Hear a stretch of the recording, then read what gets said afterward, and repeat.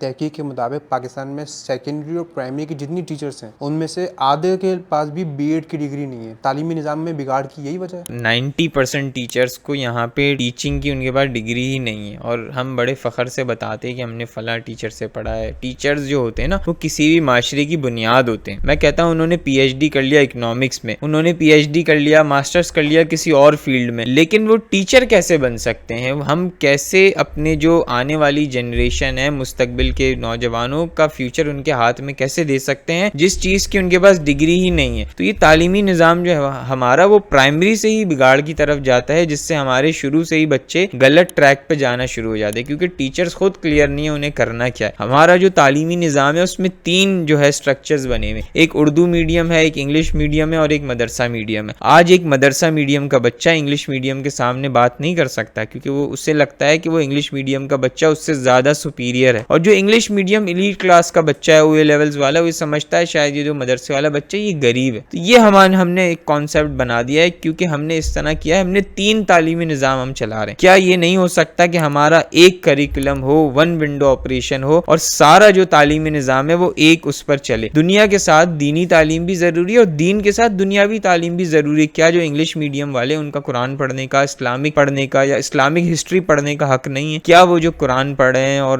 Islamic history پڑھیں کیا ان کا حق نہیں ہے انگلش سیکھیں؟ ٹرینڈ کو ہم نے چینج کرنا ہوگا کہ کوئی بچے کی یہ ہم نے اس کو وہ نہیں کر دینا لیبل کہ یہ صرف انگلش ہی پڑھیں گے، یہ صرف اردو ہی پڑھیں گے، یہ صرف قرآن ہی پڑھیں گے. تو ہمیں ایک پراپر گورنمنٹ کو سوچنا پڑے گا کہ اس کا کیا سٹرکچر ہو سکتا ہے. جو حماد فاؤنڈیشن کا اسکول ہے بلوچستان میں، وہاں ایک ہی سٹرکچر چل رہا ہے. وہاں ان کو قرآن بھی پڑھایا جاتا ہے، اسلامیات بھی پڑھائی جاتی ہے، اردو بھی پڑھایا جاتا ہے، حفظ بھی کرایا جاتا ہے، اور اس کو انگلش اردو کی تعلیم اور دنیاوی تعلیم بھی کروائی جاتی ہے. آنے والے وقتوں میں ہم یہ کوشش کریں کہ اگر ان کی بیس بہتر ہو جائے تو ہم ان کو روبوٹکس اور آرٹیفیشل انٹیلیجنس اور آئی ٹی کروائیں، تاکہ جو پاکستان کا آنے والا مستقبل ہو وہ روشن ہو. اور ہم نے پاکستان سے ہی ہیروز ڈھونڈنے ہیں جو ہمیں 2050 تک ایک عظیم ملک بنائیں گے. کوئی باہر سے نہیں آئے گا اس ملک کو سدھارنے کے لیے.